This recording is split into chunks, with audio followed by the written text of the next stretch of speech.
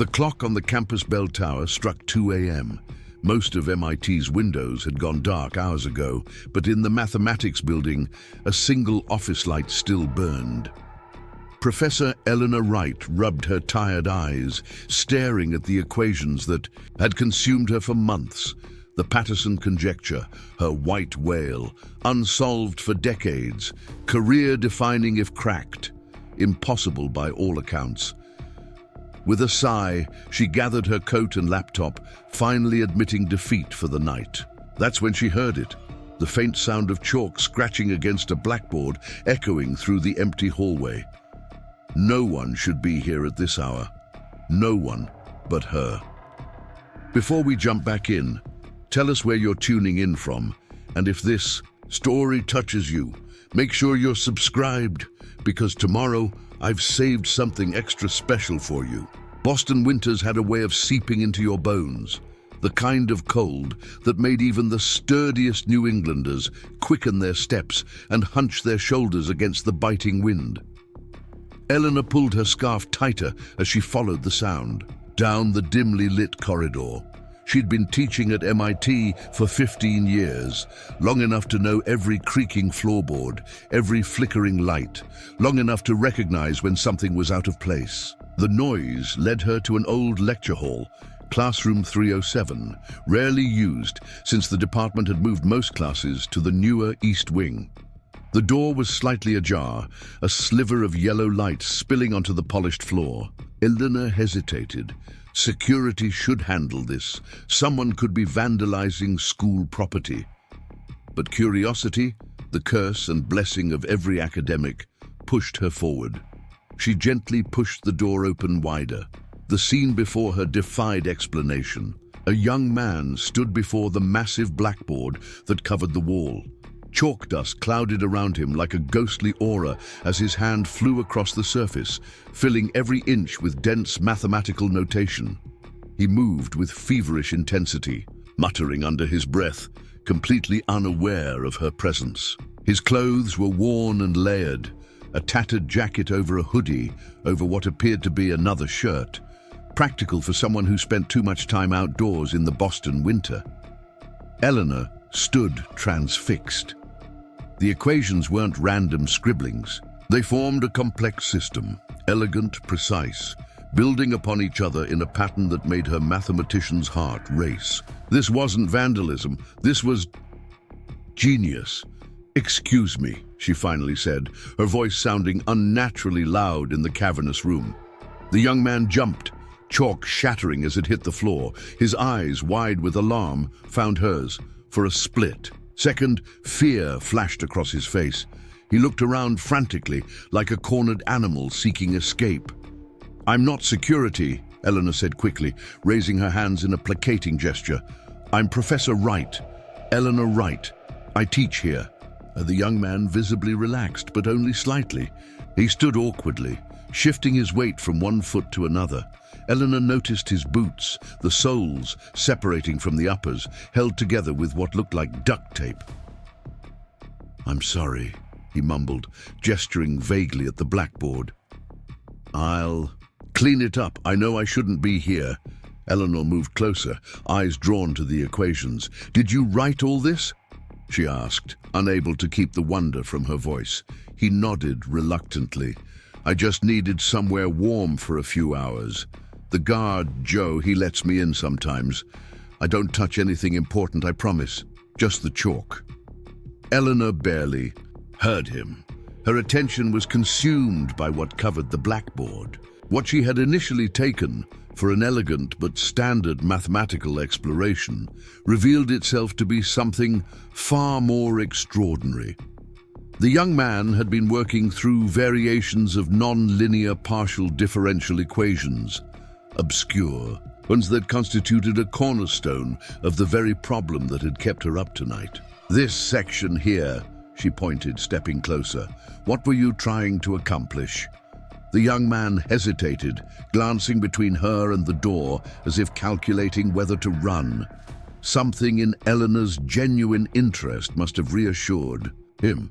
"It's a boundary condition problem," he said, his voice growing steadier. But the traditional approaches break down when you introduce this kind of asymmetry. He gestured to another section of the board. So I was trying something different. Eleanor's heartbeat quickened.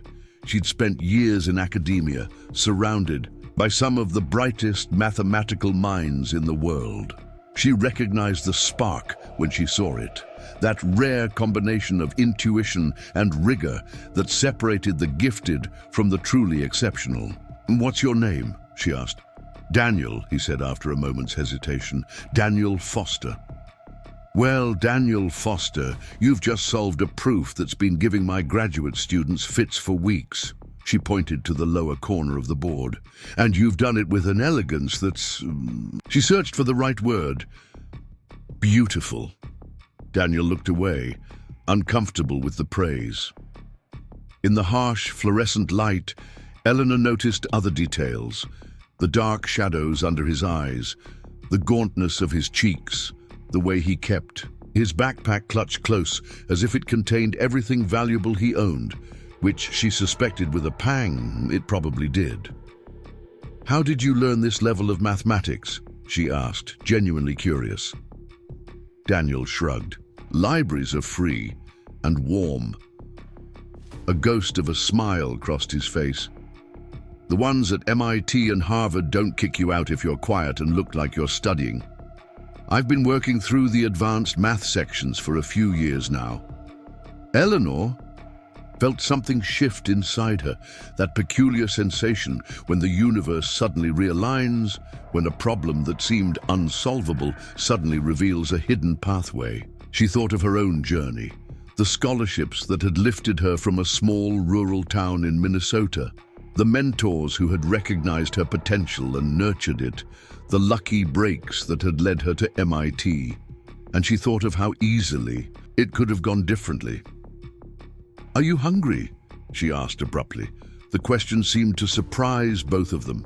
Daniel looked at her warily. "The cafeteria's closed," he said. "I know a place that's open all night," Eleanor replied.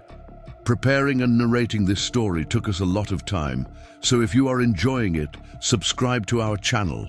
It means a lot to us. Now back to the story. Best pancakes in Cambridge, and I could use someone to talk mathematics with." She hesitated, then added, "No obligations, just food and conversation." Daniel's internal struggle played out visibly on his face. Pride warring with hunger, suspicion with hope. Eleanor waited, giving him space to decide. Finally, he nodded. "I should erase the board first," he said. Eleanor shook her head. "Leave it. I'd like to photograph it, if that's okay with you." The all-night diner was almost empty when they arrived. A single waitress looked up from her phone as they entered, nodding at Eleanor with the familiarity of regulars. Eleanor had spent countless late nights here, grading papers or wrestling with proofs over endless cups of coffee. She led Daniel to a booth in the back corner, private enough for conversation, but with a clear view of the door. She noticed how he immediately took the seat facing the entrance, his back to the wall. The instincts of someone used to watching their surroundings. The waitress brought menus without being asked. Eleanor ordered coffee. Daniel hesitated before doing the same. "Order whatever you want," Eleanor said. "The pancakes here could change your life." Daniel glanced at the menu, then closed it quickly. Pancakes sound good. When the waitress left, silence fell between them. Eleanor used the moment to truly observe her unexpected companion. In better light, Daniel looked to be in his late 20s, though it was hard to tell. Life on the streets aged people. His dark hair was pulled back in a messy bun, and several days' worth of stubble covered his jaw.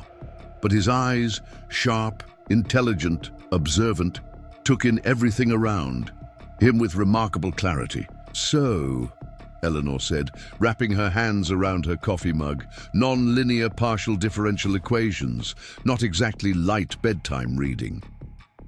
The corner of Daniel's mouth twitched in what might have been a smile. "Helps me sleep, actually. Working through a complex problem, it's like..." He searched for the words. "It's like everything else falls away.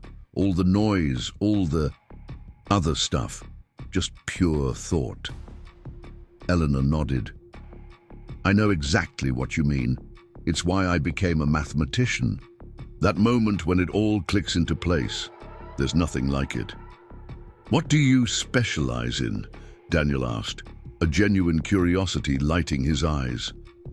Topological quantum field theory, primarily, Eleanor replied. But lately I've been working on the Patterson Conjecture. Have you heard of it? Daniel's eyes widened slightly. The boundary problem for multidimensional manifolds. The one with the $1 million prize. Eleanor smiled. That's the one. Though I'm more interested in the mathematics than the money. It's a beautiful problem. Elegant. If we could solve it, it would unlock doors in quantum computing, cryptography, even theoretical physics. The waitress returned with plates piled high with pancakes, interrupting their conversation. Daniel stared at the food for a moment, then began eating, with the careful restraint of someone who had trained himself not to appear too hungry, even when he was starving. Eleanor cut into her own pancakes, giving him space. The equations you were working on tonight, she said after a few minutes, they weren't random explorations, were they? They looked like you were trying to build towards something specific. Daniel hesitated, then reached for his backpack. He pulled out a tattered notebook, the cover hanging on by threads, pages bulging with inserted scraps of paper. He flipped it open, revealing page after page of densely packed equations and diagrams, the handwriting varying from meticulous to frantic depending on the page. I've been working on this approach for about 8 months, he said, turning the notebook so she could see. It started with this transformation here. Eleanor's coffee grew cold as they talked. The mathematical conversation flowed between them with an ease that surprised her. Daniel's approach was unorthodox, untrained in the formal sense, but possessed an intuitive brilliance that was breathtaking. He'd made connections between concepts that Eleanor, with all her years of formal education, had never considered. As they worked through his notebook, Eleanor began to understand something remarkable. Daniel had been approaching the Patterson Conjecture from an entirely novel angle, not because he'd set out to solve the famous problem he hadn't even realized the connection until she pointed it out, but because his mind naturally gravitated toward the most elegant mathematical pathways. Daniel, she said finally, setting down her pen, this is extraordinary work. He looked away, uncomfortable again with praise. It's just ideas. I don't have the resources to test them properly, to formalize them. Eleanor studied him. What if you did? Daniel's brow furrowed. What do you mean? What if you had access to MIT's computational resources, to the mathematics department library, to colleagues who could help refine these ideas? Daniel laughed, a short, sharp sound with little humor. Right. I'm sure MIT is lining up to give access to homeless guys with no credentials. Eleanor leaned forward. I'm not talking about MIT as an institution. I'm talking about me, my research lab, my resources. Daniel stared at her, wariness returning to his eyes. Why would you do that? It was a fair question. Eleanor considered her answer carefully. Mathematics is about truth, she said finally. Not credentials, not pedigrees. What matters is whether the proof holds, whether the insight is genuine. What I saw on that blackboard tonight, what I see in this notebook, it's real mathematics, important mathematics. She tapped the page. And frankly, I think you might be able to see angles on the Patterson problem that I've been missing. Daniel looked down at his empty plate. I don't need charity, he said quietly. Good, because I'm not offering any, Eleanor replied. I'm proposing a collaboration. I have something you need, resources, institutional access, formal training in certain areas. You have something I need, a fresh perspective, an unconstrained approach, and frankly, a brilliant mind. She smiled. It's a fair exchange. Daniel was silent for a long moment, turning the proposition over in his mind. What exactly are you suggesting? Eleanor felt a surge of excitement. A challenge. Give me 24 hours of your focused attention on the Patterson Conjecture. We'll work together in my lab with all the resources at our disposal. If we make significant progress, and based on what I've seen tonight, I believe we will, we can discuss a more formal arrangement. A research position, perhaps? And if we don't, then you walk away with at least one good meal, a warm place to work for a day, and no obligations. Daniel studied her face, looking for the catch, the hidden agenda. Eleanor met his gaze, steadily. Finally, he nodded just once. Okay, 24 hours. Eleanor felt a smile spread across her face. Excellent. We start tomorrow morning at 8 a.m. She pulled out a business card and wrote her personal cell number on the back. Here's my contact information. Do you have a place to stay tonight? Daniel's expression shuttered. I'll manage. Eleanor nodded, recognizing the pride in his voice. There's a faculty lounge in the mathematics building with a surprisingly comfortable couch. I've fallen asleep there more times than I care to admit. The door code is 42731. No one would think twice about finding you there in the morning. Daniel hesitated, then took the card. Thanks. As they left the diner, the eastern sky was just beginning to lighten with the first hint of dawn. The temperature had dropped further, and Eleanor pulled her coat tighter against the chill. Daniel stood awkwardly beside her, his breath forming clouds in the frigid air. 8 a.m., Eleanor reminded him. Building 2, room 231, my research lab. Daniel nodded, clutching his backpack with one hand and her card with the other. For a moment, he looked like he wanted to say something more, but instead, he just nodded again and turned to walk toward the mathematics building. Eleanor watched him go, her mind already racing with possibilities. She had no idea if their impromptu collaboration would yield results. The Patterson Conjecture had defeated some of the brightest mathematical minds of the century, but as she turned toward her car, a peculiar certainty settled over her. Something extraordinary had just begun. The campus was beginning to wake as Eleanor approached her lab the next morning. She'd barely slept, her mind too full of equations and possibilities. She'd spent the few hours before dawn reviewing her notes on the Patterson Conjecture, looking at the problem through the lens of Daniel's approach. She arrived early, half expecting Daniel not to show. She wouldn't have blamed him if he'd taken the warm night on the faculty lounge couch and disappeared by morning. But when she unlocked her lab door, she found him already there, sitting cross-legged, on the floor, surrounded by her reference books, his notebook open in his lap. The janitor let me in, he explained, getting to his feet. I hope that's okay. More than okay, Eleanor replied, setting down the tray of coffee cups she'd brought. You've already started, I see. Daniel nodded, brushing his hair out of his eyes. I was looking at your previous approaches. I think I see where the traditional methods break down. Eleanor handed him a coffee. Show me. What followed was unlike any mathematical collaboration Eleanor had experienced in her career. They fell into a rhythm that seemed almost choreographed.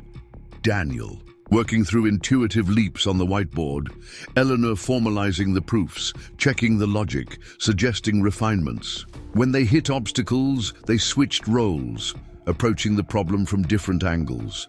By noon, they had filled every whiteboard in the lab and moved on to the windows, using erasable markers to transform the glass into transparent canvases. Eleanor's graduate students, arriving for their usual afternoon work, stood bewildered in the doorway, watching their distinguished professor and the disheveled stranger communicate in a mathematical language so advanced it might as well have been extraterrestrial. James, Eleanor called to her most senior graduate student. We need the computational cluster for a simulation. Can you set it up with these parameters? She handed him a notebook page covered in equations. James raised an eyebrow but nodded, moving to the lab's main computer terminal. The other students, taking their cue, found ways to make themselves useful, retrieving references, bringing in food, clearing space on additional whiteboards. No one asked who Daniel was. Something about the intensity of the work, the electricity in the air, made such questions seem trivial. They were witnessing something rare, a mathematical breakthrough unfolding in real time. As afternoon faded into evening, Eleanor felt a growing excitement. Daniel's approach was yielding results, not a complete solution. The Patterson Conjecture was too complex for that, but a pathway, a new direction that no one had attempted before. "We need to formalize this section," she said, pointing to a particularly dense set of equations on one whiteboard. "If we can prove this intermediate result, it establishes the foundation for the larger approach." Daniel rubbed his eyes, exhaustion beginning to show. He'd been working non-stop for over 12 hours, fueled by nothing but coffee and the mathematical rush.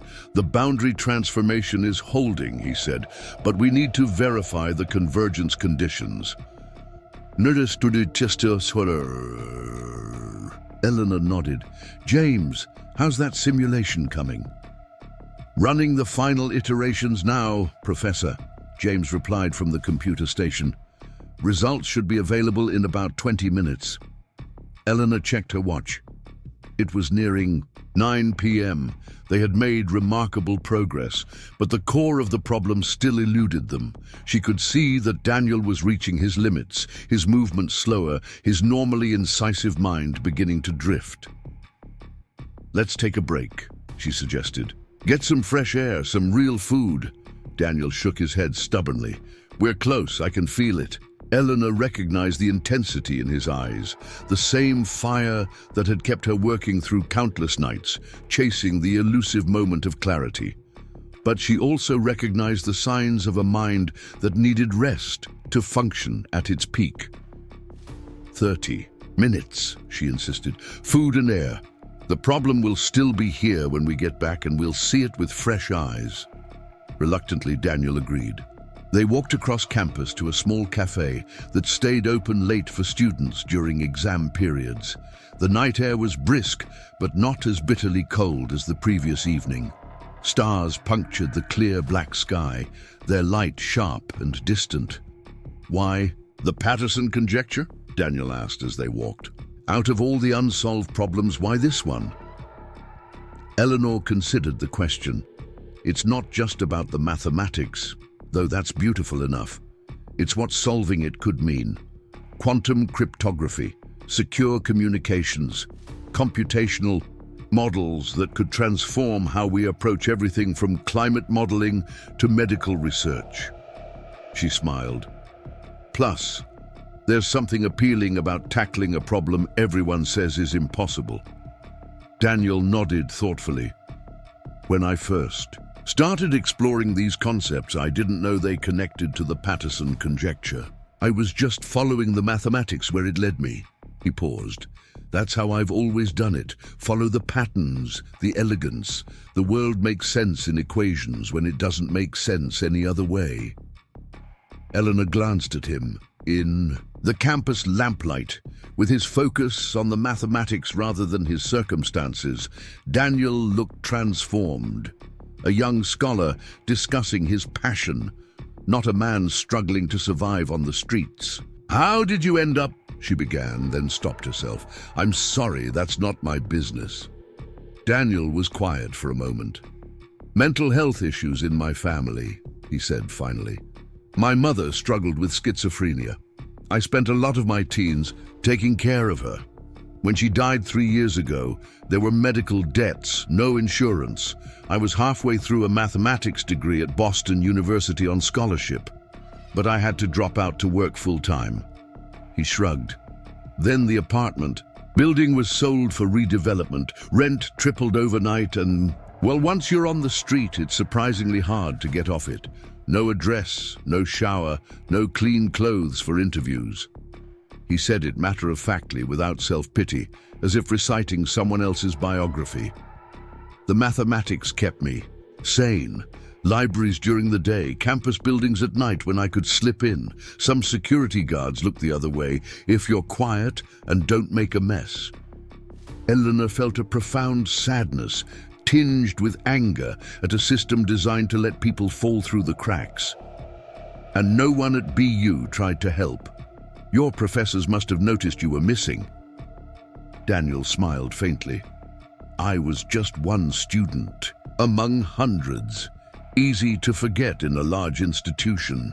He looked up at the MIT buildings surrounding them. Besides, not everyone sees past appearances. When you're homeless, you become invisible in a particular way. People avoid eye contact. They pretend not to see you. Eventually, you start to wonder if you're really there at all. They reached the cafe and found a quiet table in the corner. Eleanor ordered sandwiches and more coffee, though she suspected what Daniel needed most was sleep. But there would be time for that later if her growing plan came to fruition. We've made incredible progress today, she said as they ate. Whatever happens next, I want you to know that. Daniel looked at her guardedly. The 24 hours isn't up yet. No, Eleanor agreed, and I intend to use every minute of it. But I also want to be clear about something. What you've accomplished today, the approach you've developed, it's significant work, publication-worthy work, with or without a complete solution to the Patterson Conjecture. Daniel absorbed this information silently, methodically eating his sandwich, with the careful efficiency of someone who had learned not to waste food. What happens after the 24 hours? He asked finally. Eleanor had been considering this question all day, watching Daniel work, assessing not just his mathematical brilliance, but his temperament, his ability to collaborate, his dedication. That depends partly on you, she said. But if you're asking what I'm thinking, I want to offer you a position in my research group, a formal position with a stipend, access to university resources, and the opportunity to complete your degree while working on cutting-edge research. Daniel set down his sandwich, his expression guarded. Based on one day's work. Based on what I've seen of your mind, your approach, your potential, Eleanor corrected. I've been in academia for 15 years, Daniel. I've worked with hundreds of students, dozens of colleagues. What you have, it's rare, special, and I'm not in the business of letting rare and special minds slip away because of circumstantial obstacles. Daniel's eyes dropped to the table. What if we don't solve it tonight? The Patterson Conjecture. Eleanor smiled. Then we'll solve it tomorrow, or next week, or next year. Great mathematics isn't built in a day, even with great minds working on it. She leaned forward. But I have a feeling we're going to make a significant breakthrough tonight. The foundation you've built today, it's unlike anything I've seen before. As they walked back to the lab, Eleanor noticed a subtle change in Daniel's posture, a straightening of the shoulders, a lifting of the chin. The smallest seed of confidence taking root. The lab was quiet when they returned, the graduate students having gone home for the night. Only James remained, monitoring the simulation results. "Professor," he said as they entered, an unusual excitement in his voice, "you need to see this." They crowded around the computer screen, where complex graphs and data visualizations displayed the results of their computational modeling. Eleanor felt her breath catch. "The convergence is holding," she whispered, "across all test cases." Daniel leaned closer, his eyes scanning the data with intense focus. "It's working," he said, a note of wonder in his voice. "The boundary transformation is stable." They looked at each other, the same realization dawning in both their eyes. Their approach was valid. The pathway they had uncovered, Daniel's novel perspective combined with Eleanor's rigorous methodology, was yielding results that no previous attempt at the Patterson Conjecture had achieved. "We need to formalize the final proof," Eleanor said, turning to the whiteboard. "If these results hold, we've established a framework for the complete solution." James looked between them, sensing the significance of the moment. Should I stay? I can help with the computational verification. Eleanor nodded gratefully. Yes, please, and call Diaz and Chen. They'll want to be part of this. The next few hours passed in a blur of intense focus.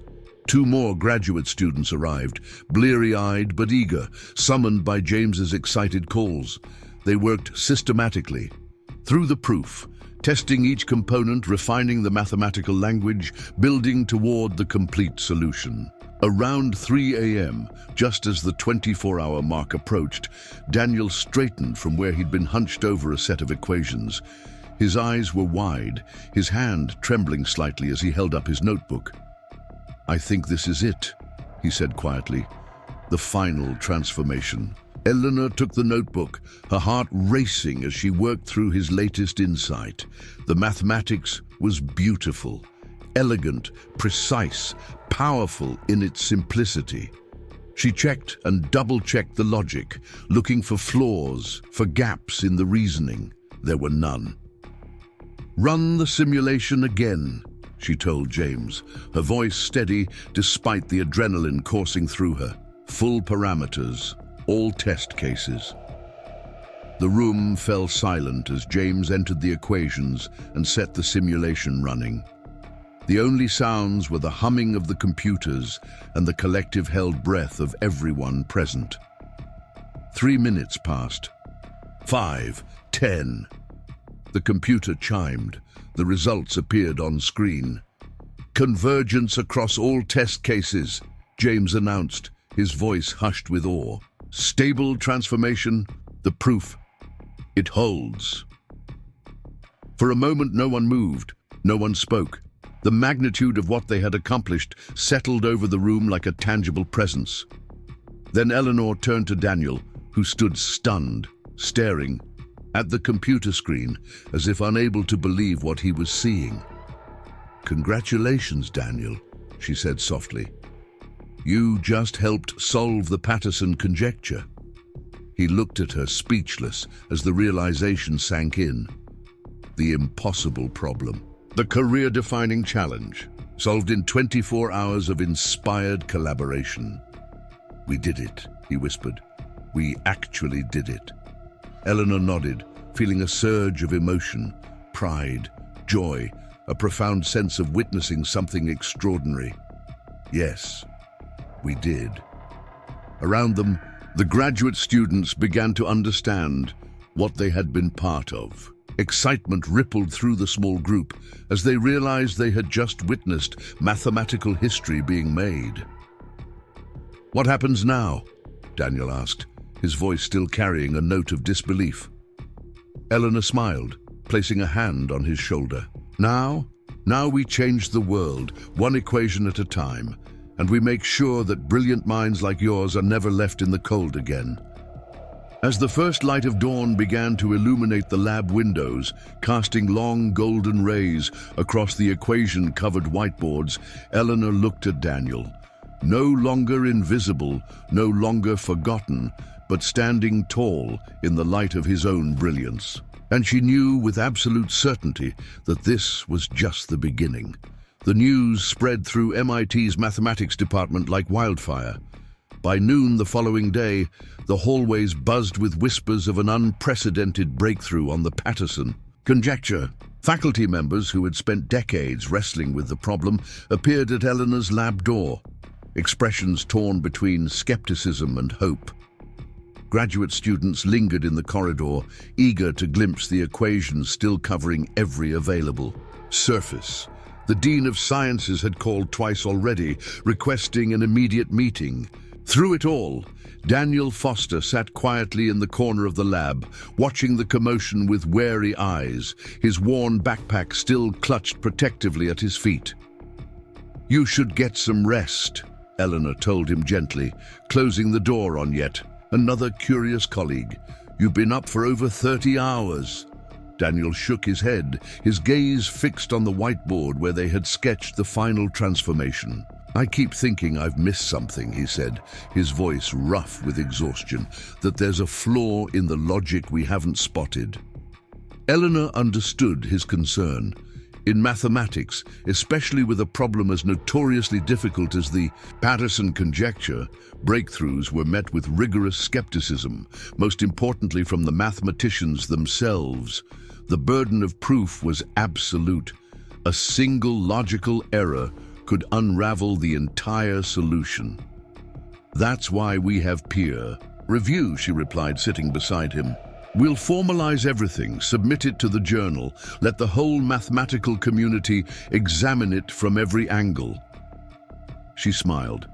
"But Daniel, the fundamental insight is sound. You found a pathway no one else saw." He ran a hand through his disheveled hair, still not entirely convinced.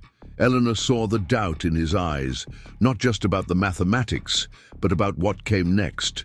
For someone who had been invisible to society for so long, suddenly being thrust into the spotlight was its own kind of terror. "What exactly happens now?" he asked, voicing the uncertainty that had been building since their breakthrough in the early hours of the morning.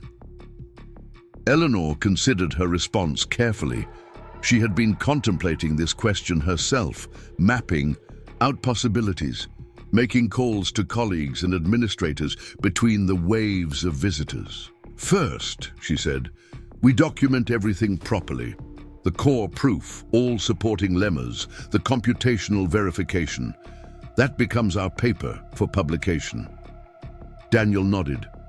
This part he understood, the orderly progression of mathematical documentation. "Second," Eleanor continued, "I've spoken with the department chair about creating a special research position for you, with a stipend that would allow you to secure housing and basic necessities immediately, while also giving you access to university resources." Daniel's expression tightened. "I told you I don't want charity." "It's not charity," Eleanor replied firmly. "It's investment in talent. MIT does this all the time, creates positions for exceptional minds who don't fit the standard academic mold. The Patterson Conjecture carries a $1 million prize from the Clay Mathematics Institute. Our solution, once verified, will secure that funding, which more than justifies your position." She paused, watching as Daniel absorbed this information. "But that's not the only reason. The approach you've developed has applications far beyond this one problem.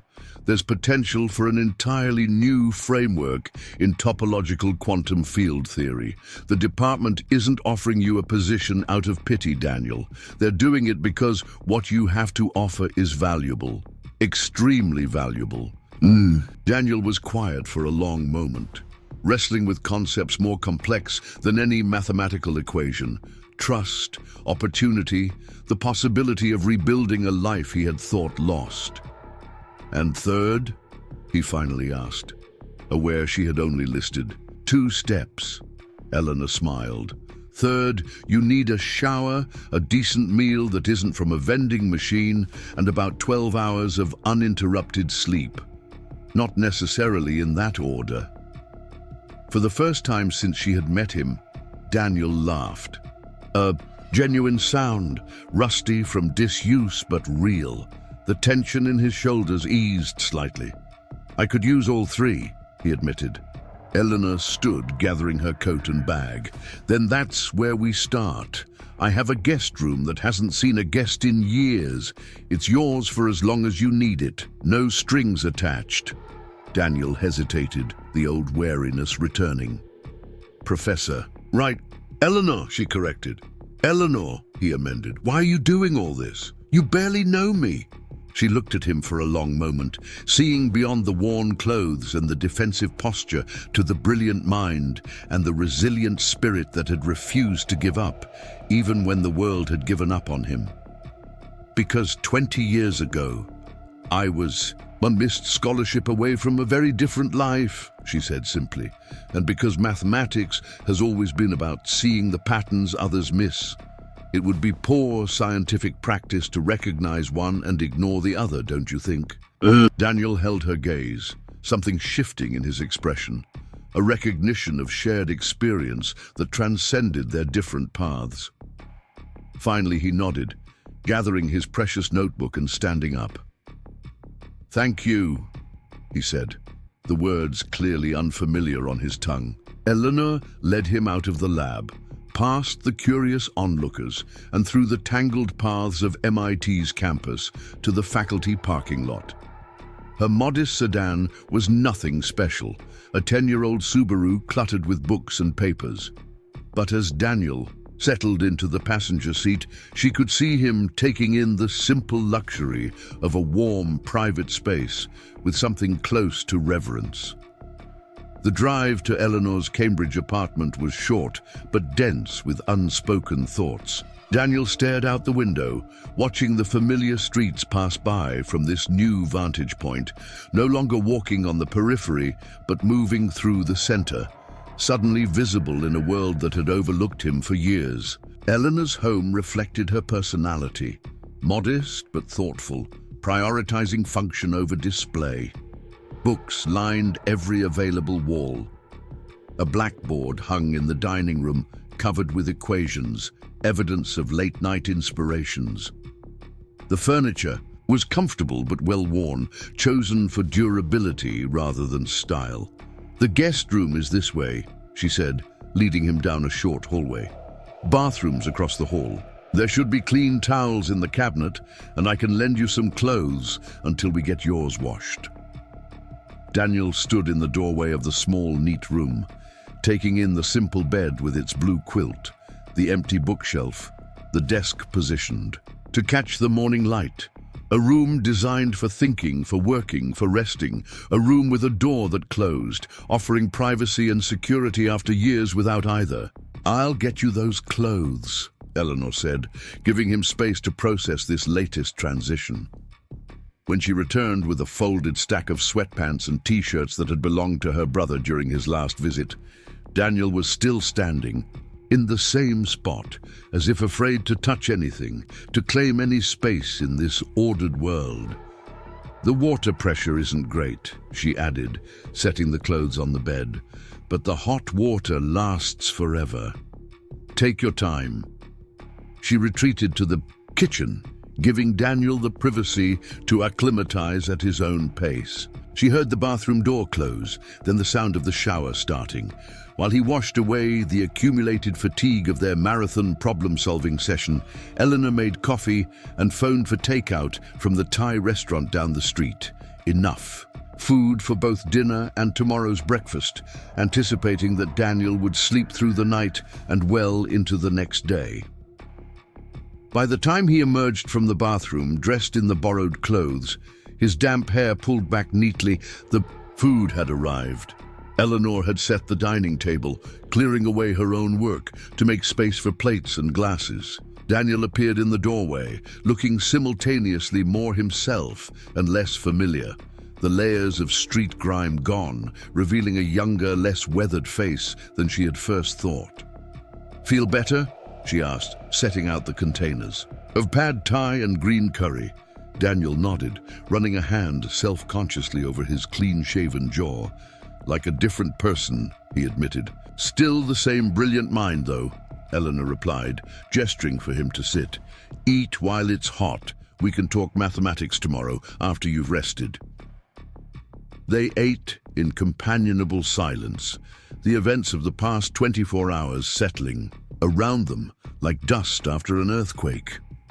Eleanor could see exhaustion overtaking Daniel with each bite, his eyelids growing heavier, his movements slowing.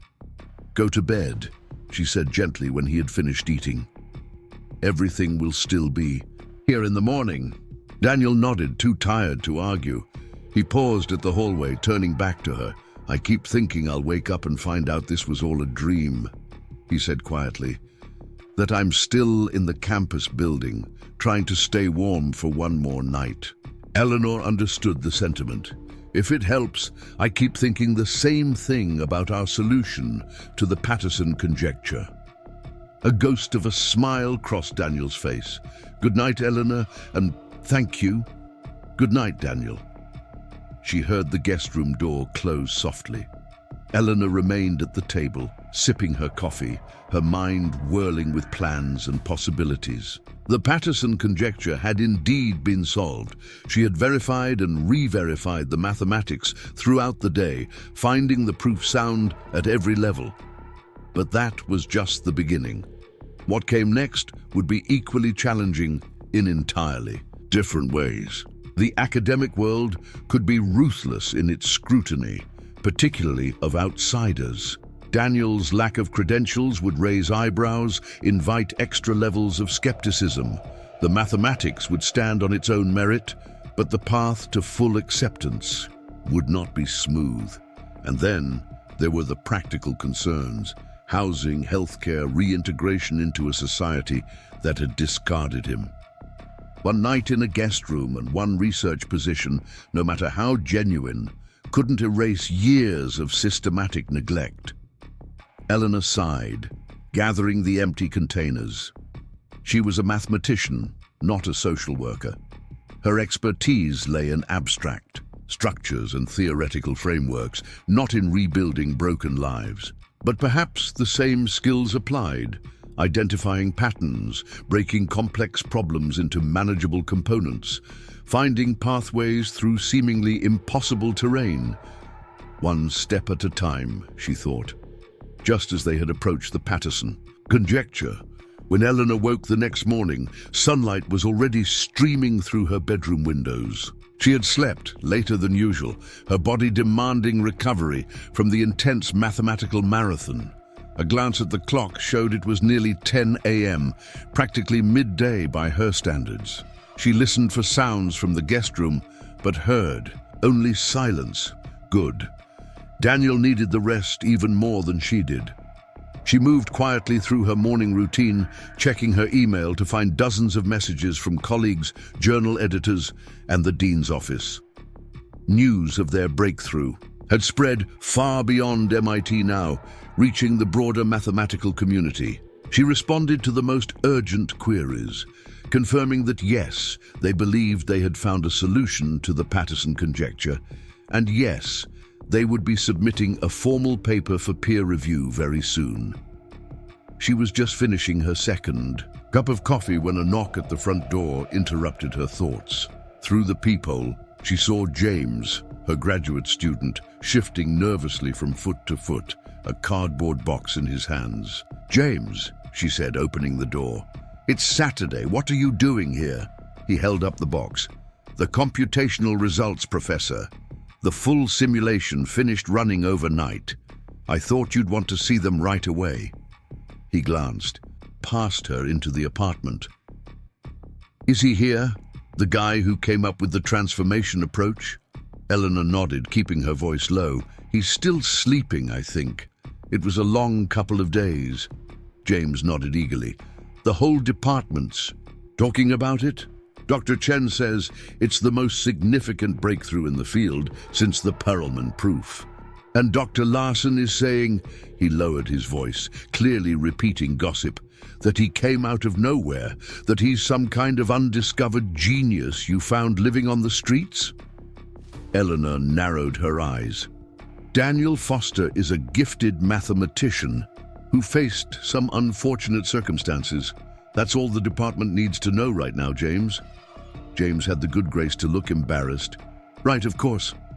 Sorry, Professor. It's exciting, you know? A real mathematical discovery happening right in our lab." Eleanor softened. James was a dedicated student, passionate about mathematics. His excitement was natural and in its way endearing. "It is exciting," she agreed, taking the box from him. "And these results will help us finalize the paper. Thank you for bringing them by." After James left, Eleanor set the box on her dining table and began examining the printouts. The computational verification was thorough, testing their approach against every known edge case, exploring the boundaries of the solution space. Each page confirmed what they already knew. The proof was solid. The Patterson conjecture had indeed been solved. "Is that from the lab?" Eleanor looked up to see Daniel standing in the hallway, his hair tousled from sleep, looking more rested but still cautious, as if unsure of his place in this new reality. James dropped it off, she confirmed. The full computational results. Would you like to see them? Daniel nodded, approaching the table with the careful movements of someone still not convinced he was welcome to touch, to participate fully. Eleanor pushed the box toward him, making space for him to sit beside her. "How did you sleep?" she asked as he began examining the printouts. "Better than I have in years," he admitted quietly, not looking up from the papers. "No sirens, no worries about security guards or weather." Eleanor nodded, letting him focus on the mathematics. Safer territory than the stark contrast between his previous nights and this one. For several minutes, they sat in companionable silence, both absorbed in the verification data.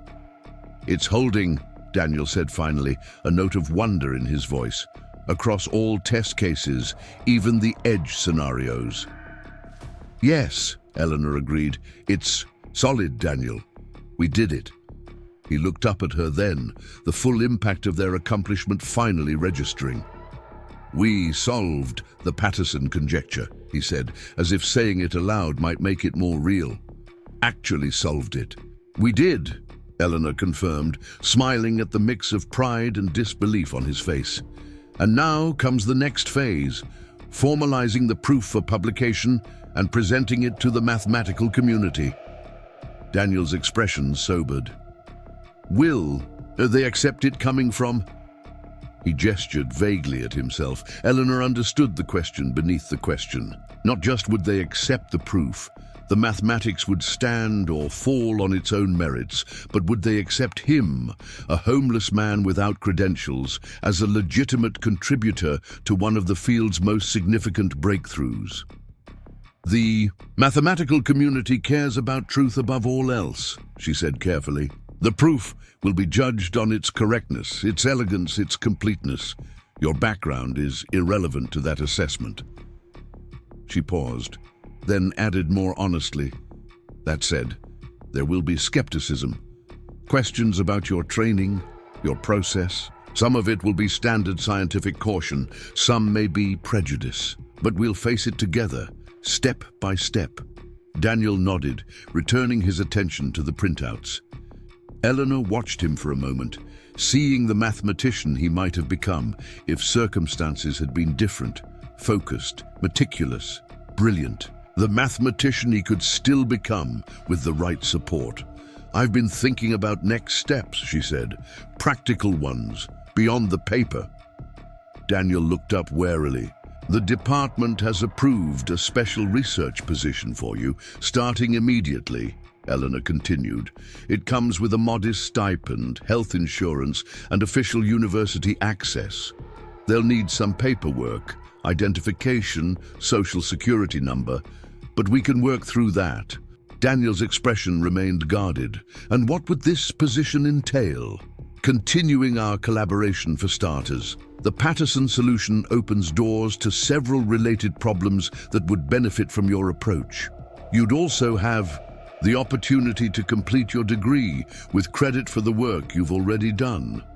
Eleanor hesitated, then added gently, "It's not just about the mathematics, Daniel. It's about giving you a foundation to rebuild from. Stable housing, healthcare, community, things everyone deserves, but especially someone with your gifts." Daniel was quiet for a long moment, staring at the equations spread before him. Elegant, mathematical truths that had opened a door he had thought permanently closed. "I don't know if I remember how," he said finally, his voice barely audible. "How to live in that world again. How to trust that it won't disappear overnight." Eleanor's heart ached at the raw vulnerability in his words. "You don't have to trust it all at once," she replied.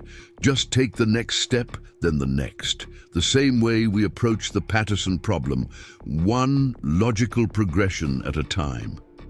Daniel looked up, meeting her gaze. "One step at a time," he repeated softly. "Starting with breakfast," Eleanor said, deliberately lightening the moment. There's leftover Thai food, or I can make eggs. A ghost of a smile touched Daniel's lips. Eggs would be amazing.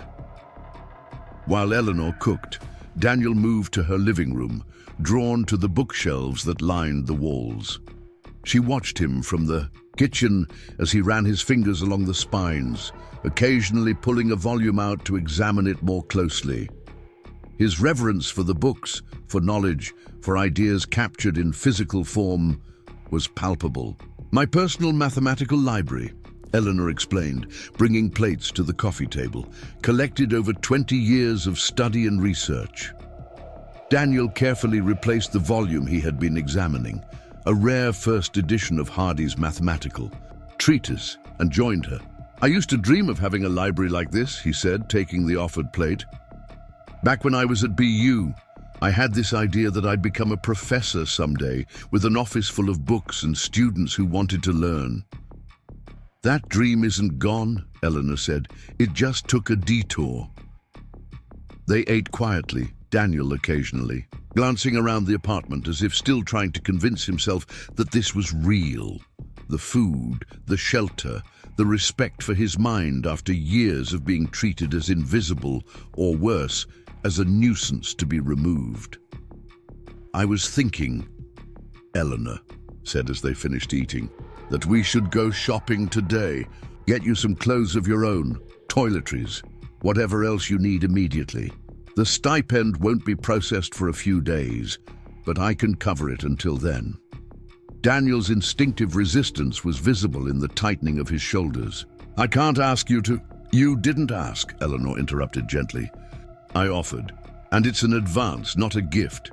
You'll pay me back from your first stipend check if that makes you more comfortable." Daniel considered this, then nodded slowly. "Okay. Thank you." The mundane errand of shopping for essentials took on a surreal quality as they navigated department stores and pharmacies. Daniel moved through the aisles with a mixture of wonder and discomfort, overwhelmed by choices after years of having none. Eleanor guided him gently, suggesting practical items without overriding his preferences. By mid-afternoon, they had secured the basics: several changes of clothes, toiletries, a sturdy backpack to replace his tattered one, and a laptop that would enable him to work from her apartment until more permanent arrangements could be made. Throughout it all, Daniel remained quiet, processing this rapid transition from survival mode to something approaching normal life. As they loaded the purchases into Eleanor's car, Daniel paused, looking across the parking lot to where a man sat on the sidewalk, a cardboard sign propped against his knees. The man's clothes were ragged, his face weathered by exposure and hardship. Just days ago, that had been Daniel's reality. "I know him," Daniel said quietly. "Mike. He used to share fire escape space with me behind the university library on cold nights." Eleanor followed his gaze, seeing the invisible thread that still connected Daniel to the world he had so recently inhabited. "Do you want to talk to him?" she asked. Daniel hesitated, then shook his head. "Not right now, but—" He glanced at the bags they had just loaded into the car. "Could we get him something? Food, maybe? A coat?" Eleanor nodded, understanding the complex emotions behind the request: survivor's guilt, compassion, the recognition that his change in circumstances was as much about luck and timing as about merit. They purchased a meal from a nearby restaurant and a warm coat from the department store they had just left. Daniel approached Mike alone, Eleanor watching from a distance as the two men spoke briefly. No grand gestures, no dramatic transformation, just one human being acknowledging another, offering a small comfort in a world that often looked away. When Daniel returned to the car, his expression was solemn but somehow lighter, as if the interaction had helped him bridge the gap between his past and this uncertain new present. "Ready to head back?" Eleanor asked. Daniel nodded, looking out the window as they pulled away from the curb. "He asked if I had found a secret formula for getting off the streets." he said after a moment.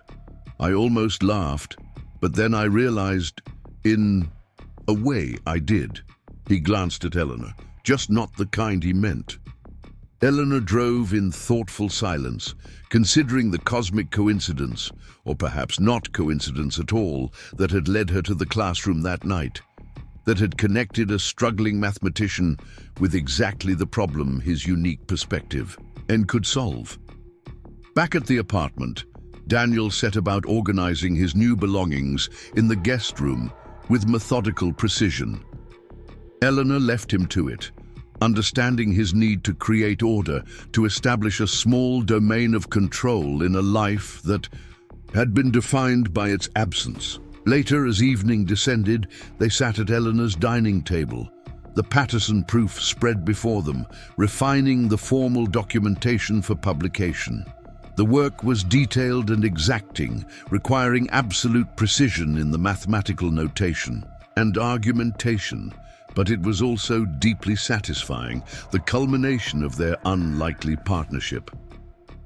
The department has scheduled a presentation for Monday, Eleanor mentioned as they worked.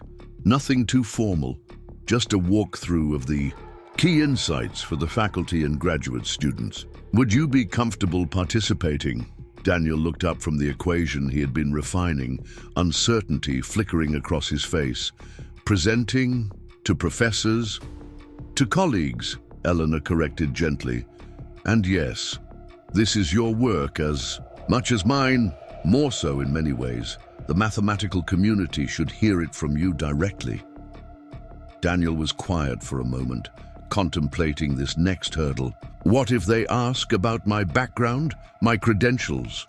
Then you tell them the truth, Eleanor replied simply, that you were a mathematics student at Boston University, that circumstances interrupted your formal education, but not your mathematical development. She smiled. And that you just helped solve one of the field's most challenging open problems. That should establish sufficient credentials. Daniel managed a small, nervous smile in return. When you put it that way, they worked late into the evening, the familiar rhythm of mathematical collaboration carrying them through any awkward moments. By midnight, they had a draft of the formal paper ready for final review. Daniel's eyelids were drooping, despite his best efforts, the excitement of the day giving way to bone-deep exhaustion. Get some sleep, Eleanor said, gathering up the papers. We'll review it once more in the morning with fresh eyes, then submit it to the journal. Daniel nodded, standing and stretching. Good night, Eleanor. He paused at the hallway. Thank you for everything. Thank you, she countered, for showing me a new way to see the problem, for reminding me why I fell in love with mathematics in the first place. After Daniel had gone to bed, Eleanor sat alone in her living room, contemplating the extraordinary turn of events that had unfolded over the past 48 hours. She had set out to solve a mathematical problem and had ended up with something far more complex. A human life suddenly intertwined with hers. A brilliant mind pulled back from the brink of being lost forever. She thought about Daniel, sleeping in her guest room, about the potential he represented, about all the others like him who might never get the chance he had been given through sheer cosmic coincidence. She thought about systems that discarded people, about institutions that closed doors as often as they opened them, about the fine line between success and invisibility. And she thought about mathematics, pure, elegant, truthful, and how it had built a bridge between two very different worlds, how it had created a language through which value could be recognized, regardless of circumstance, how it had illuminated a path forward, one logical step at a time. Tomorrow would bring new challenges. The presentation to the faculty, the submission to the journal, the inevitable scrutiny from the wider mathematical community, the practical hurdles of reintegrating Daniel into academic life, of securing more permanent housing, of addressing the psychological scars left by years of precarious existence. But for tonight, One truth remained clear and undeniable.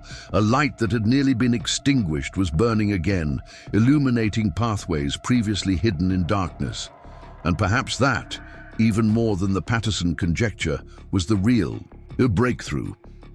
Monday morning arrived with a sense of inevitability, like the final step in a mathematical proof.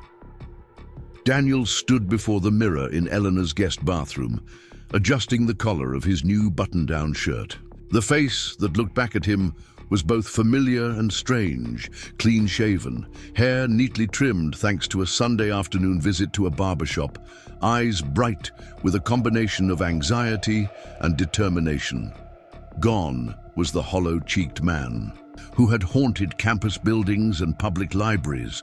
In his place stood someone who might be mistaken for any other academic, someone with a place in the world, with value beyond mere survival. "Almost ready?" Eleanor called from the hallway. Daniel took a deep breath, straightening his shoulders. "As ready as I'll ever be," he replied, stepping out to meet her. Eleanor looked professional but approachable in a blazer over a simple blouse. Her hair pulled back in its usual practical style. She studied Daniel for a moment, then nodded approvingly. "You look like a mathematician," she said simply. Daniel managed a nervous smile. "Is that a compliment?" "The highest one I know how to give," Eleanor replied, handing him a leather messenger bag, another of yesterday's purchases. "I've put copies of our draft paper in here, along with the computational results. But you probably won't need them. You know this proof better than anyone alive." The drive to MIT was quiet, both of them lost in thought.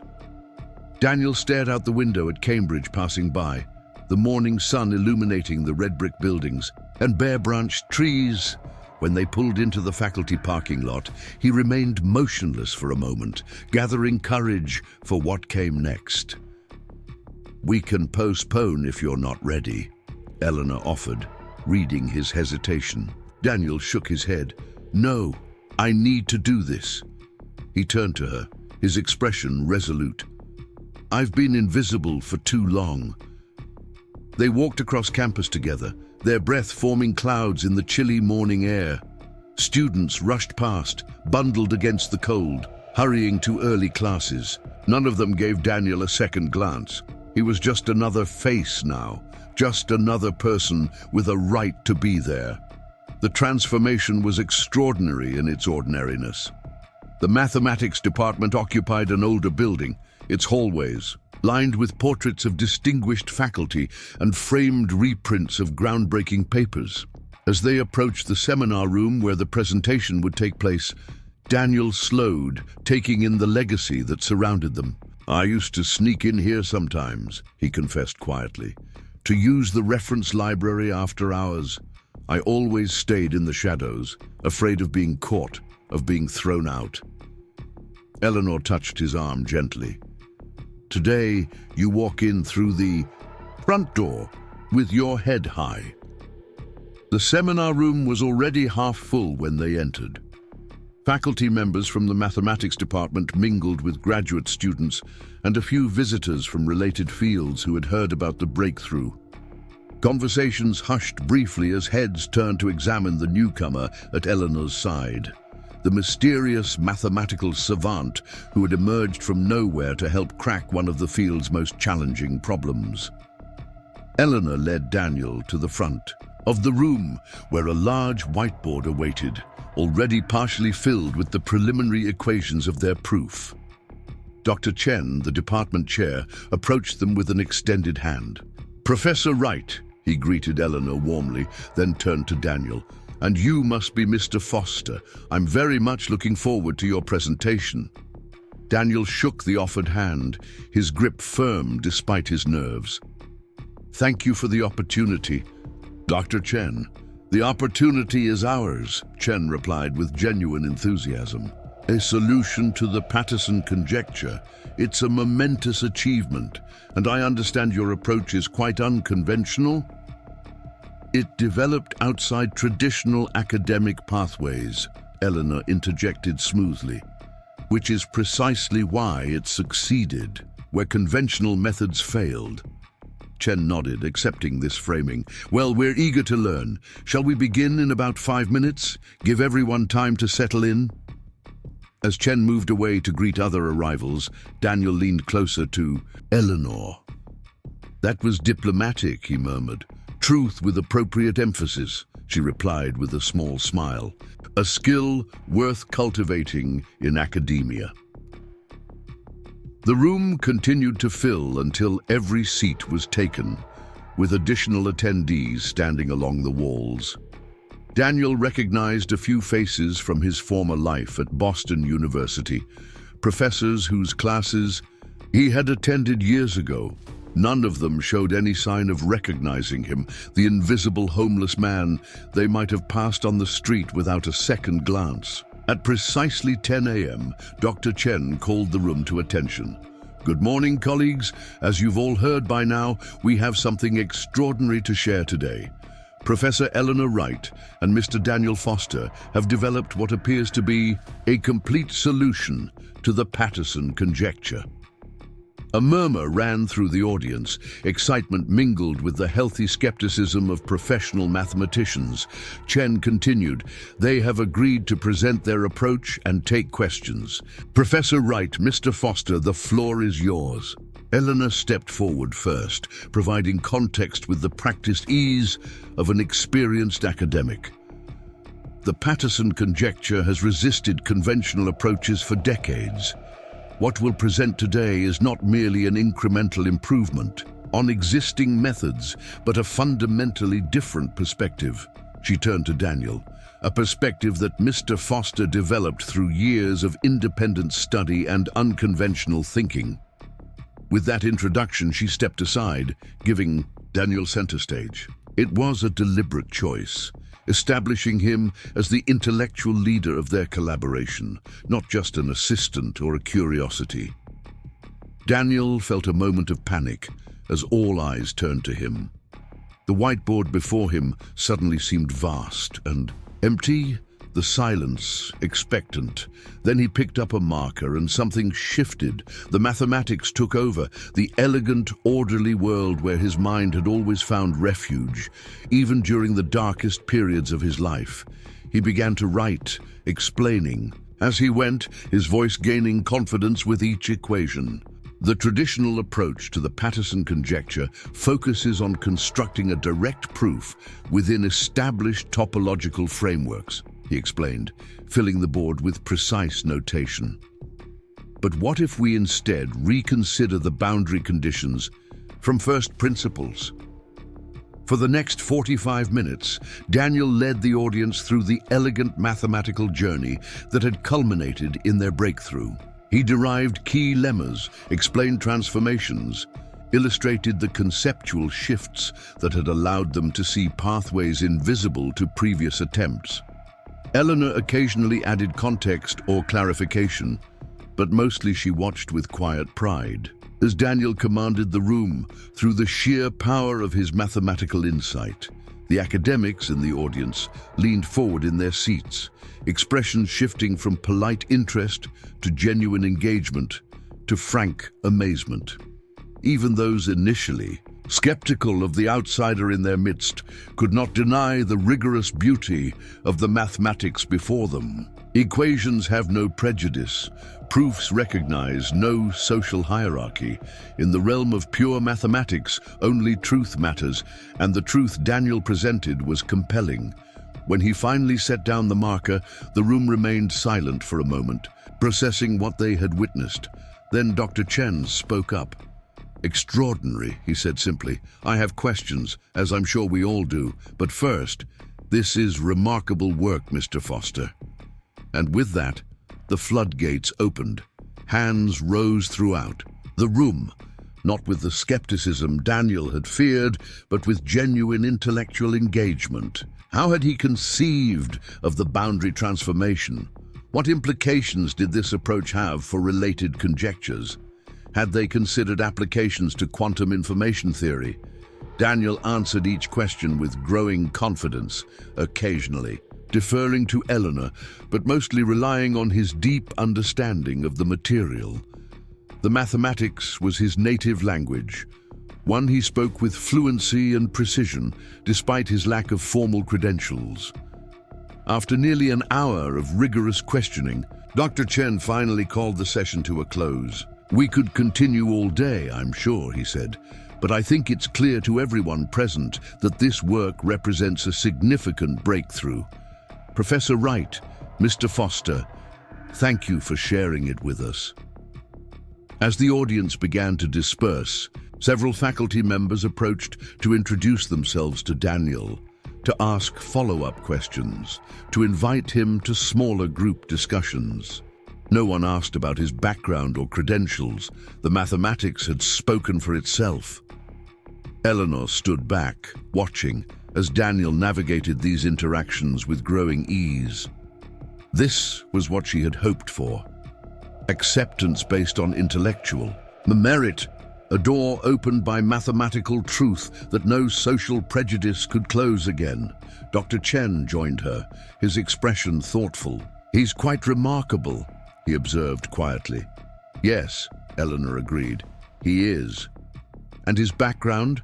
The rumors that he was living on the streets?" Eleanor finished.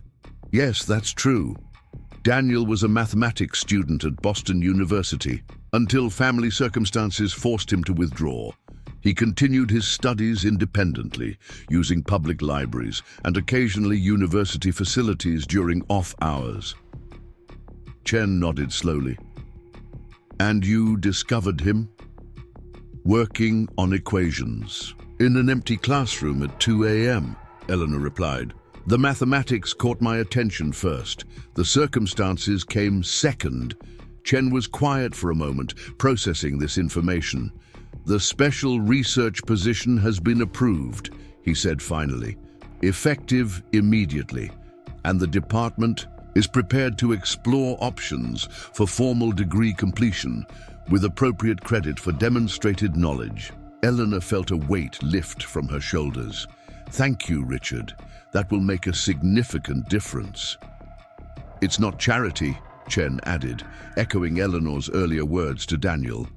"The department has just witnessed the value he brings. This is an investment in exceptional talent." He paused, watching as Daniel engaged animatedly with a group of graduate students. "Though I suspect we've only seen the beginning of what he's capable of."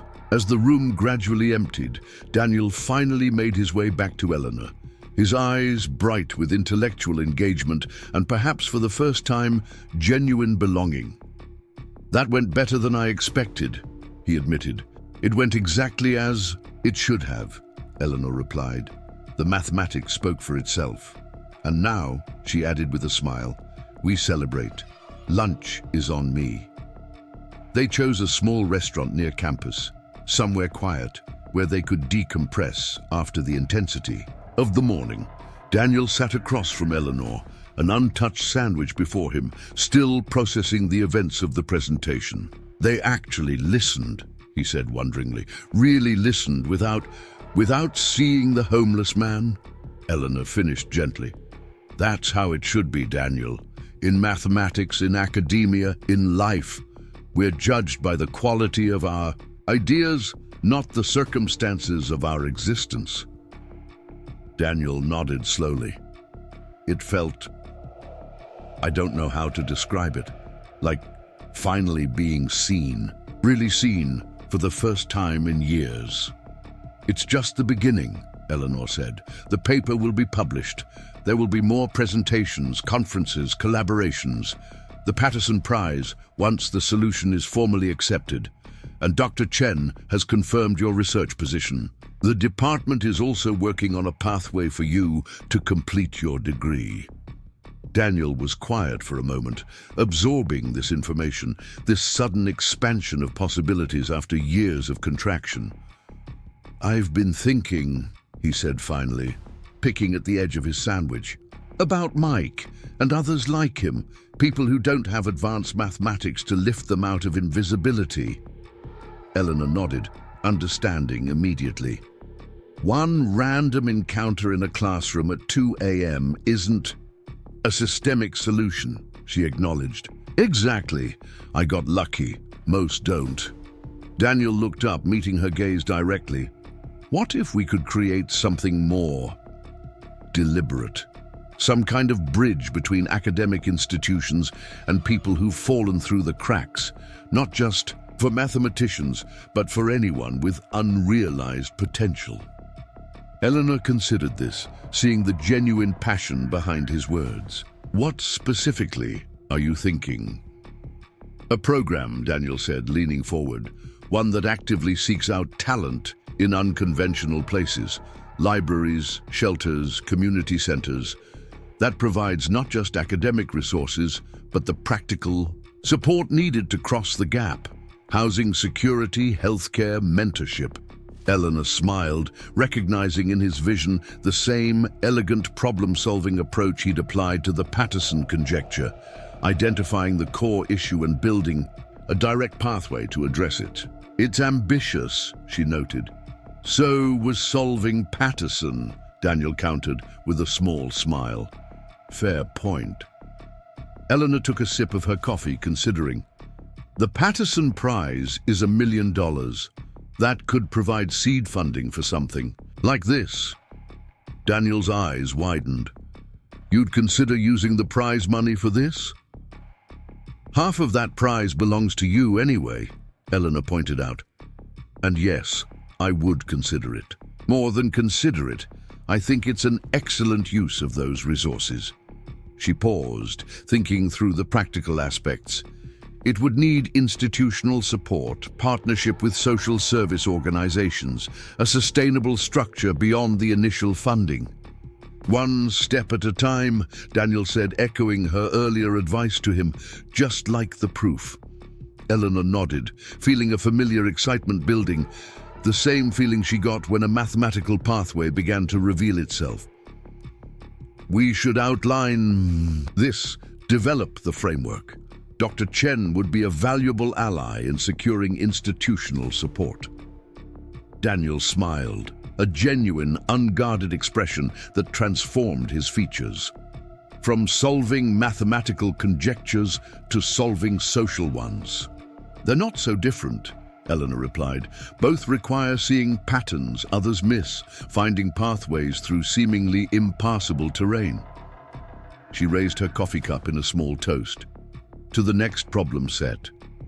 Daniel raised his own cup, meeting her gesture to visibility. The weeks that followed unfolded with the accelerating momentum of a theory finding its applications. The paper on the Patterson Conjecture was submitted to the Journal of Advanced Mathematical Studies, where it underwent rigorous peer review.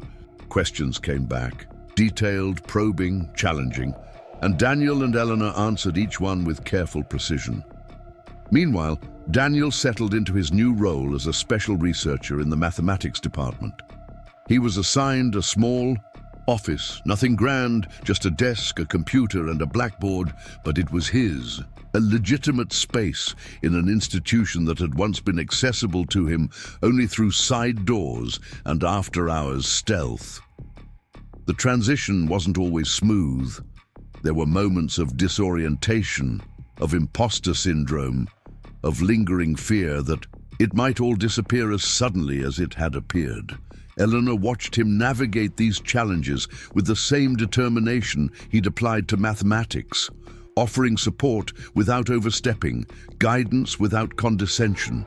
She helped him find an apartment close to campus, modest but clean, with a lease in his name, a key that was his alone.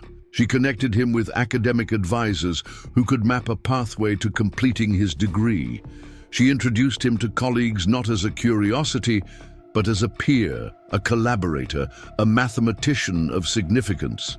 And throughout it all, they continued to work, not just on mathematics, though there was plenty of that, but on the framework for what they had begun to call the Visibility Initiative. The idea had evolved from Daniel's initial concept into something more structured, but no less revolutionary. a program that would actively seek out and support talented individuals who had been rendered invisible by circumstance. They were in Eleanor's office, refining the proposal when the email arrived. It was from the editor of the Journal of Advanced Mathematical Studies, subject line, Patterson Solution, Final Decision. Eleanor called Daniel immediately. "It's here," she said simply when he answered. "The decision on our paper." 20 minutes later, Daniel arrived at her office, slightly out of breath from hurrying across campus. "Have you opened it?" he asked, closing the door behind him. Eleanor shook her head. "I was waiting for you. It's your breakthrough as much as mine? More, really?" Daniel took a deep breath, moving to stand behind her desk as she opened the email. They read the editor's message together, silence stretching between them as they absorbed its contents. "Accepted," Eleanor said finally, her voice hushed with relief and triumph. "With the highest commendation from all reviewers. They're fast-tracking it for the next issue." Daniel sank into the chair across from her, the full weight of the achievement settling over him. "It's real," he whispered. "Actually real." "Very real," Eleanor confirmed, scrolling through the detailed reviewer comments. "Listen to this. The Foster-Wright approach represents not merely a solution to the Patterson Conjecture, but a paradigm shift in how we conceptualize topological field boundaries. The implications extend far beyond this single problem to a wealth of previously intractable questions." She looked up, smiling broadly. "They're calling it the Foster-Wright approach, Daniel. Your name first." Daniel shook his head, overwhelmed. "I couldn't have done this without you, without your recognition, your support, your expertise in formalizing the mathematics." Partnership," Eleanor said simply, each bringing what the other needed. She closed her laptop, her expression turning thoughtful. "The Clay Mathematics Institute will formally announce the prize once the paper is published. $1 million for solving one of the Millennium problems." Daniel nodded, still processing the validation that the acceptance represented. More than the money, more than the accolades, the paper's publication meant that his mathematical voice had been heard and recognized at the highest levels of the field. It was irrefutable evidence that he belonged. "I've been thinking about the prize money," he said after a moment. "About the visibility initiative." "So have I," Eleanor replied. "I think we're ready to present the framework to Dr. Chen and the Board of Trustees. The Patterson Prize gives us not just funding, but credibility, leverage to secure institutional support." Daniel leaned forward, his expression intense. "I want this to be real, Eleanor, not just a one-time philanthropic gesture, but a sustainable program that outlasts both of us. A systematic approach to recognizing talent in unexpected places. It will be," Eleanor promised, "we'll build it with the same rigor we applied to the Patterson proof, step by logical step." The announcement of the Patterson solution sent ripples through the mathematical community that quickly became waves. The paper was published to widespread acclaim. Invitations flooded in for Daniel and Eleanor to present at conferences, to consult on related problems, to collaborate with research teams around the world. The Clay Mathematics Institute officially confirmed the $1 million prize, scheduling a ceremony for the following month. And amidst it all, Daniel and Eleanor continued to refine their vision for the Visibility Initiative, meeting with potential partners, securing commitments from university leadership, developing the structural framework that would transform a powerful idea into a sustainable reality. The day of the prize ceremony dawned clear and bright. Eleanor picked Daniel up at his apartment, smiling at the transformation that had occurred in just a few short months. The space was modest, but distinctly his. Bookshelves filled with mathematical texts, a desk covered with orderly stacks of papers, walls adorned with framed diagrams of particularly elegant proofs. It was the home of a mathematician, of a mind that had found its rightful place in the world. Daniel emerged from the bedroom, adjusting the tie that complemented his new suit. He still moved with the careful precision of someone unaccustomed to formal attire, but there was a confidence in his bearing that hadn't been there before. "Ready for this?" Eleanor asked as they drove toward Boston's Museum of Science, where the ceremony would take place. Daniel took a deep breath. "As ready as I'll ever be," he replied, echoing his words from that first day in Eleanor's apartment. "Though I still feel like I might wake up and find myself back on that classroom floor, chalk dust on my hands, security about to throw me out." Eleanor glanced at him, understanding the lingering disbelief. "It's real, Daniel. All of it. You earned this, not just the prize, but everything that comes with it, the recognition, the belonging." The museum was already filled with attendees when they arrived. Mathematicians, scientists, university administrators, members of the press. A small stage had been set up in the main hall, with the museum's exhibits providing a fitting backdrop. For the celebration of intellectual achievement, Dr. Chen greeted them at the entrance, his handshake warm and genuine. "The guests of honor," he said, smiling. "And the latest update on your proposal, the Board of Trustees has unanimously approved institutional support for the Visibility Initiative. Your presentation was compelling." Eleanor felt a surge of satisfaction, glancing at Daniel to gauge his reaction. His expression remained composed, but she could see the emotion in his eyes: relief, gratitude, determination. "Thank you, Dr. Chen," Daniel said. "That support means everything to the viability of the program." Chen nodded, understanding the multiple layers of significance. "It's a worthy cause and a fitting application of the Patterson Prize." He gestured toward the gathering crowd. "Shall we? I believe the ceremony is about to begin."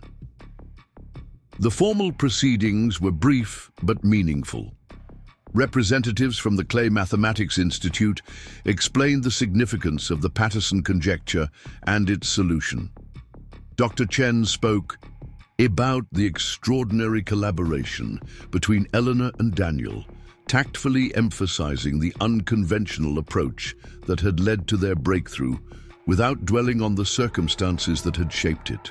And then it was time for the presentation of the prize itself, a symbolic check for $1 million and a medal commemorating their achievement. Eleanor and Daniel stood side by side as cameras flashed, capturing the moment for news outlets around the world.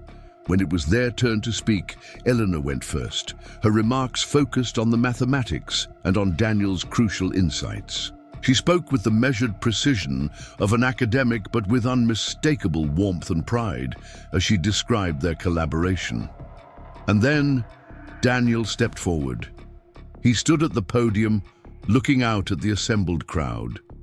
A very different experience from his first presentation in the MIT seminar room. This time, everyone was watching not just a mathematical proof, but a human story unfolding before them. "The Patterson Conjecture is about boundaries," he began, his voice steady, "about understanding the conditions under which seemingly disparate systems can connect, can transform into one another. In many ways, that's a fitting metaphor for the journey that brought me here today." He paused, gathering his thoughts. 2 years ago, I was studying mathematics wherever I could. Public libraries, empty classrooms after hours, any warm corner where I could work without being noticed. Not because I chose that path, but because circumstances had narrowed my options until invisibility seemed like the only one left. The room was utterly silent, every eye fixed on the man at the podium who spoke with such quiet dignity about experiences most present had never had to consider: What changed wasn't just a mathematical insight, although that was part of it. What changed was visibility. Professor Wright saw me, not just my circumstances, but my mind, my potential. She provided not just academic opportunity, but the practical support needed to cross the boundary between invisibility and belonging. Daniel looked up, his gaze direct.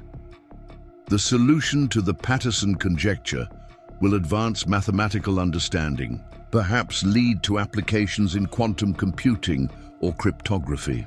But if that's all it accomplishes, we will have missed a greater opportunity. He described the Visibility Initiative then, not as charity, but as investment, not as rescue, but as recognition. A systematic approach to identifying talent in overlooked places and providing the comprehensive support needed to nurture it. Talent doesn't belong exclusively to those born into privilege, he concluded. Brilliance doesn't recognize socio-economic boundaries, but all too often our institutions do. The Visibility Initiative aims to change that, one life at a time. He paused, looking directly at the assembled press. And today, Professor Wright and I are announcing that the entirety of the Patterson Prize will serve as founding capital for this initiative. One mathematical solution funding the solution to a much larger problem. The announcement triggered a wave of applause that built into a standing ovation. Eleanor joined Daniel at the podium, their shared vision now public, their commitment sealed not just with words, but with action. The reception afterward was a whirl of congratulations, questions, offers of support for the initiative. Academics, who had initially viewed Daniel with curiosity or skepticism, now engaged with him as a peer, discussing not just the Patterson solution, but the broader implications of his journey from invisibility to recognition. As the event wound down, Eleanor and Daniel finally found a quiet moment alone, stepping out onto the museum's terrace, overlooking the Charles River. The late afternoon sun cast long shadows across the water, the city's skyline sharp against the deepening blue sky. "How does it feel?" Eleanor asked, as they watched a sailboat navigate the gentle current below. Daniel considered the question, absently touching the medal that hung around his neck. "Surreal," he admitted, "like I'm living someone else's life, but also right. Like I've found the path I was meant to be on all along." Eleanor nodded, understanding. The mathematics was always there inside you. It just needed space to flourish. "Space," Daniel repeated thoughtfully. "That's really what it comes down to, isn't it? Not just physical space, an office, an apartment, but intellectual space, social space, the space to be seen and heard. That's what the initiative will provide," Eleanor said. "Space for others to discover their own pathways." Daniel turned to her, his expression serious. "Thank you, Eleanor, not just for the mathematics, not just for the practical help, but for seeing me. Really seeing me when no one else did." Eleanor smiled, remembering their first encounter in that empty classroom at 2 a.m. "The mathematics caught my attention," she said simply. "But it was the mathematician who inspired me." They stood in companionable silence for a moment, watching the city transition from day to evening, lights beginning to shimmer across the darkening water. "Ready for what comes next?" Eleanor asked finally. "It won't be easy, building the initiative from the ground up while continuing our mathematical work, your degree completion."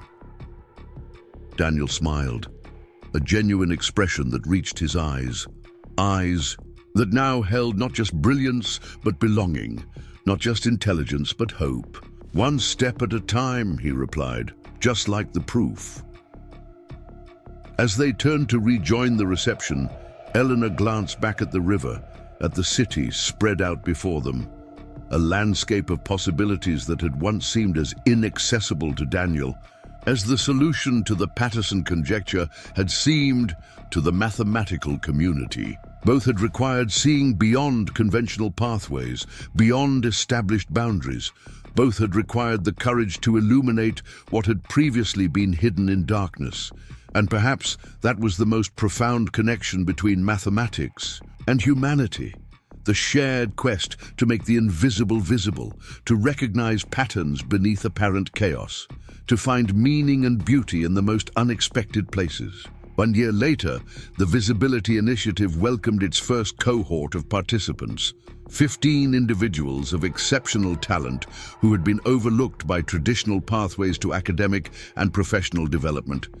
They came from homeless shelters, from underfunded schools, from circumstances that had narrowed their options but not their potential. Each received comprehensive support, housing, healthcare, educational resources, mentorship, and access to institutions that had previously seemed as remote and inaccessible as distant stars.